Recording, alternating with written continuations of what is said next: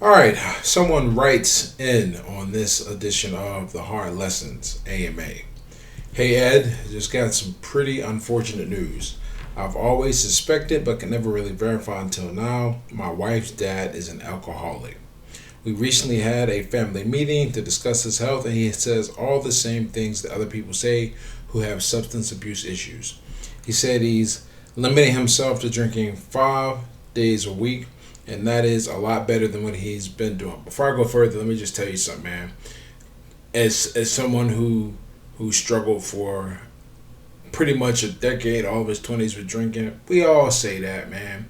And not only do we say stuff like that to you, we say it to ourselves. I used to say that 95% of my problems in life were either caused by or exacerbated by alcohol. And I used to say that as a defense on why I should drink, because I figure if I was cool and I didn't have that many problems, then clearly alcohol was cool and the rest of my life was cool. Never mind the fact that I was broke, living on friends' couches and constantly pissing people off. But addicts always justify and rationalize things like that to themselves. I once counseled a guy who tried to tell me he wasn't addicted to weed because he only smoked it when he went to his friend's house, and he hung out at his friend's house like 6 days a week, and sometimes he smoked before bed, and he figured he wasn't addicted. It's crazy what you can tell yourself, but I'll continue. He goes, that doesn't work with me, and bringing a kid into this world, I'm going to have some pretty hard conversations with him that he's not going to like. Yeah, here's the crazy thing about interventions. They never work. I don't know the stats on this because I haven't looked them up. I suppose I could. But here's what I know about interventions and talking to people in general and trying to get them to do something they don't want to do. If someone doesn't want to get sober, don't want to get clean, there is absolutely nothing in the world you can say to them, show them, that will make them want to get clean. And if they happen to get clean for like a few days or whatever, because that's all it's going to be. It's only going to be a few days, maybe a few weeks if they're really going to white knuckle it. It ain't going to last because they don't want it to last. They're only doing it for you. So as soon as they think you're satisfied, or the rest of their life starts looking a little better, they're gonna go right back to it. And you got to remember too, like rock bottom is different for everyone. It's not always a guy in prison or somebody strung out on the corner after a 24-hour bender or something like that, or been smoking rocks. It ain't always like that. Everybody's got their own personal rock bottom. And until someone reaches their rock bottom, but they personally say enough is enough, you're just not going to get through to them. Best case scenario, you're going to enact temporary change. It's going to require you to have another conversation where you're going to be even angrier.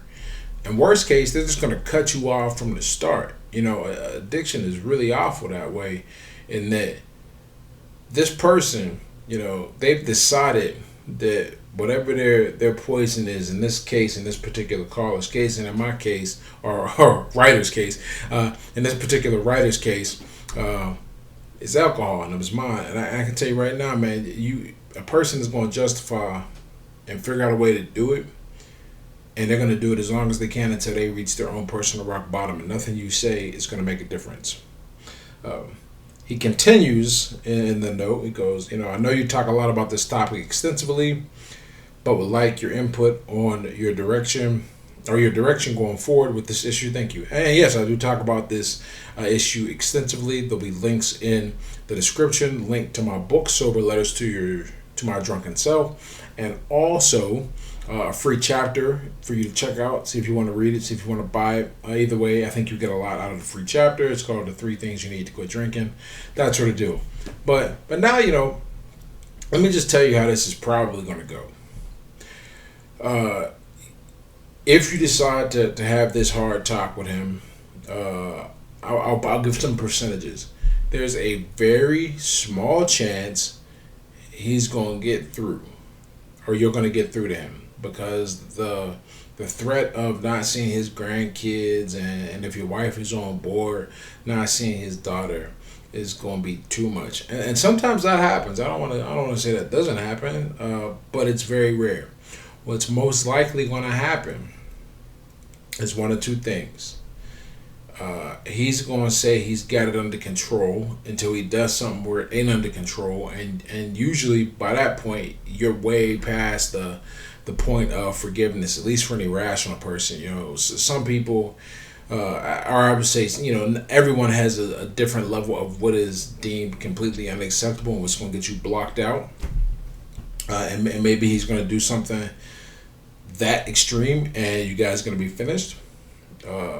But if he goes the other way, where he just it turns into a full on fight, you're going to end up accelerating the inevitable. Now, here is how I would look at this. I would ask myself, how bad is the drinking really? And more specifically, is his drinking out of control, or is it bad enough to where you're going to have to worry about your children's safety around him? And then are you going to have to worry about your children's safety around him alone? Because, those are two different ways to go about dealing with this. You don't always have to, you don't have to have your kid alone with their grandparents if he has demonstrated that he's not of sound mind and body to do so.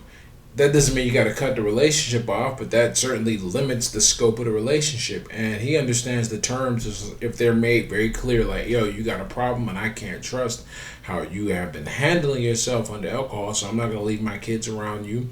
Or whatever your reason is. Some people just don't want that stuff around, period. It ain't got nothing to do with safety. If I come from a family of teetotalers and I find out the girl I married, that her father liked to drink or smoked weed. I hate the way weed smells. Yeah, we might have an issue, even if he's functional, right? So it just depends on your level of tolerance for the thing. I don't think you're gonna have to go full scorched earth and cut the guy off immediately, unless that the intervention goes a certain way, or he has done things before. Because I think as you write this, and I think about, okay, you suspected it. Well, probably did something to make you suspect it before. If that stuff is bad enough, yeah, tell him, this is how it's going to be going forward, because this is what's comfortable for me. Because look, man, far be it from me to give somebody advice on how to handle domestic situations. Everybody's situation is different. But the truth of the matter, regardless of my opinion, is that it's your kid too. So if your wife isn't on board, you're going to probably have to put up a bit of a fight and figure out how to deal with these things. But what I hope, to close this out, here's what I hope will happen, and then I'll tell you, and then I'll give you kind of the best case, worst case, and path going forward to sum it up. What I hope will happen is you talk to him, you let him know what's what, and he goes, you know what, you're right, my bad, bro. If that happens, great. But either way, you gotta go talk to him, because a lot of people put this stuff off to the last minute. And when you talk to him, you gotta make it clear what your standards are gonna be. And for some people, it ain't gonna be, if your standard is no booze whatsoever, or you go, yo, you got an issue, you gotta cut it out. If that's too much for him, whatever, man, you gotta be willing to stick to your guns. Potentially burn some bridges here, or at least exist on a very fiery bridge, depending on the level that the relationship is that your wife has with her father. All right. So if things go really poorly, yeah, that's how it's going to be. You're gonna have to just nut up and deal with things, and hopefully things don't get bad, and you got to deal with them that way. There you go, man. The rest is up to you.